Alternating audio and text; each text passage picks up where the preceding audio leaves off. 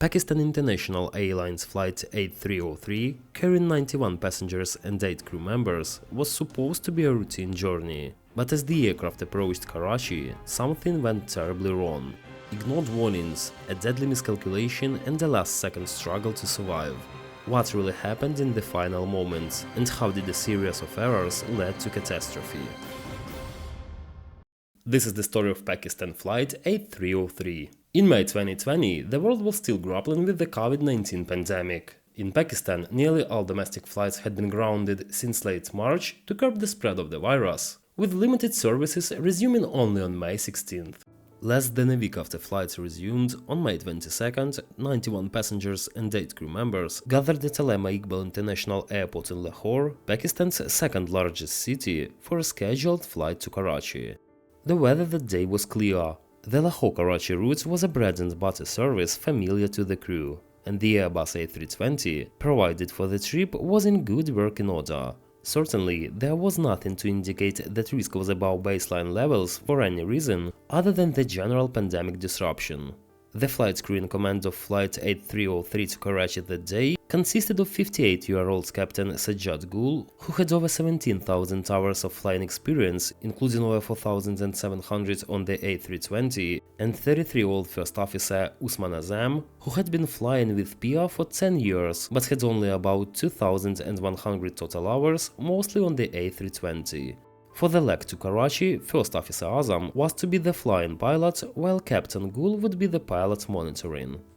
Both crew members would have had more on their minds than just the pandemic and the flight itself. Notably, the 22nd of May that year fell close to the end of the holy month of Ramadan, in which most Muslims abstain from food and drink between sunrise and sunset. Captain Gul and First Officer Azam had both been fasting for several weeks, including on the day of Flight 8303.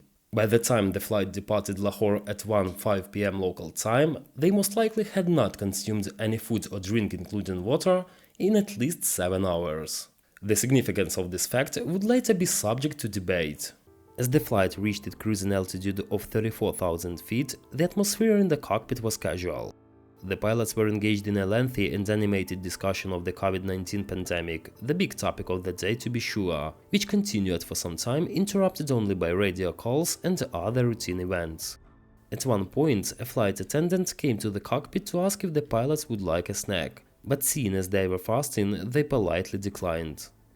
The initial descent and approach phases would start from Nawab Shah Beacon, located about 100 nautical miles northeast of the airport, from which the inbound flight would proceed directly to waypoint Makli on the extended center line of the runway 25L at a distance of 15.3 nautical miles from the threshold.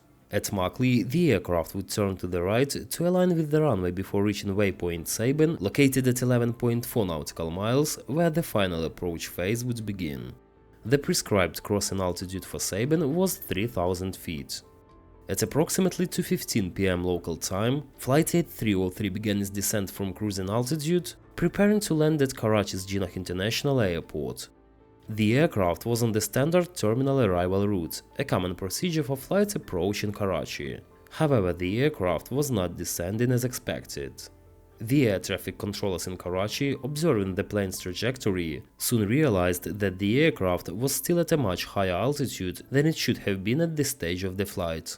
Instead of the anticipated altitude of 3,000 feet at the time of the approach, the aircraft was still flying at around 9,000 feet. Controllers immediately expressed concern about the discrepancy and instructed the pilots to descend urgently, warning them that they would not be able to complete a safe landing unless they followed the descent instructions promptly. However, the pilots assured air traffic control that they were aware of the situation and that they could manage the descent safely.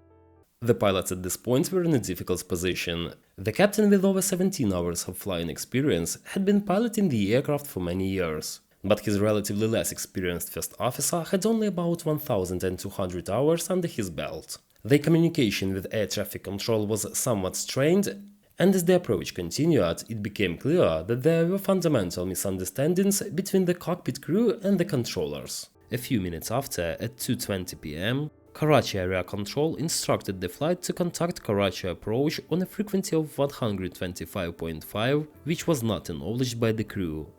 In the cockpit, the pilots were still engaged in non-permanent conversations, as a result of which Captain Gul mistuned his radio to 126.5 instead of 125.5, apparently without noticing. Karachi Area Control tried 3 times to call the flight to confirm the handover without success, at which point the controller instructed another PIA Flight to try calling Flight A303. This flight called twice but also failed to make contact. A 6th call was made by Karachi Approach on 125.5, which was also not acknowledged. Only when Karachi Approach called on the emergency ground frequency of 121.5, which should be tuned in one radio at all times, they did get a response. Contact was finally re-established on the correct frequency nearly 2.5 minutes after it was lost. Once the connection was made, the controllers repeated their concern over the altitude and urged the crew to descend quickly. Despite these warnings, the pilots continued to express confidence that the situation was manageable and that they could handle the approach without additional assistance. At around 2:23 p.m. the crew was still descending, but the plane remained too high at around 7,000 feet, far above the intended approach altitude. They were now only about 10 nautical miles away from the airport. At this point, the aircraft was still at a dangerously high altitude, and the pilots knew that they had very little time left to bring the plane into a safe landing configuration. In the cockpit, confusion was building as the captain asked the first officer to take out the hold, referring to a holding pattern that had been programmed into the flight management system, which was not ideal for a rapid descent. In a normal approach, such a move would help regulate altitude, but should not have been needed under these circumstances. Despite their reassurance to air traffic control, the pilots had made a critical error of not adjusting the approach plan based on the altitude discrepancy. The approach should have been aborted or altered in response to the unplanned high altitude. However, the pilots continued their descent, confident in their ability to handle the situation. As the aircraft got closer to Karachi, the severity of their mistake became evident. The descent rate was increasing rapidly, and by 2:30 p.m. the aircraft was still at 4,000 feet, much too high to land safely. The cockpit alarms were sounding, caution lights and warning messages indicating a potential crash. The plane was descending too quickly, and despite the best efforts of the crew, they could not slow it down. The captain made a desperate attempt to adjust the aircraft's configuration by extending the speed brakes, but they were still insufficient to manage the aircraft's rapid descent. As the plane got closer to the runway, the situation worsened further. The aircraft was now only 6.5 nautical miles from the airport, and it was still at an altitude of 3,800 feet. The pilots were attempting to align the aircraft with the runway, but there was little time left to execute a safe approach. The aircraft was descending at a dangerous rate of 5,300 feet per minute, far higher than what is considered safe for landing. The localizer, a critical component for runway alignment, had not yet been intercepted and the aircraft remained off course. The cockpit was now filled with warning sounds and flashing lights signaling that the aircraft was dangerously close to the ground. Despite severity of the warnings, the pilots did not initiate a go-around in time, and the aircraft's descent continued to accelerate. By 2:34 p.m. the aircraft was 1,000 feet above the ground, still descending rapidly at a rate of nearly 5,000 feet per minute. The aircraft's speed was 225 knots, far above the recommended landing speed of 160 knots.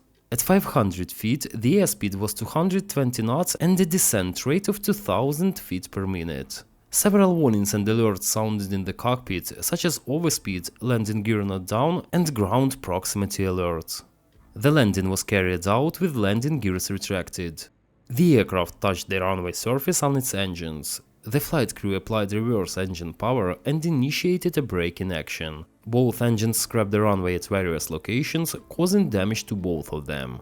In a final desperate attempt to save the plane, the captain initiated a go-around, attempting to regain control of the aircraft by pulling up and flying away from the runway. The landing was discontinued and the go-around was executed. At 2:35 p.m, the flight crew radioed they were going around and requested another ILS approach to runway 25L. The controller instructed the flight to turn left heading 120 and climbed to 3,000 feet. 4 minutes later, the flight reported that they had lost engines and subsequently declared a mayday. The controller cleared the flight to land with both runways 25L and 25R available. Both engines failed one by one, and subsequently the ram air turbine deployed to power the essential aircraft systems. The Airbus A320 struggled to stay airborne, losing altitude rapidly.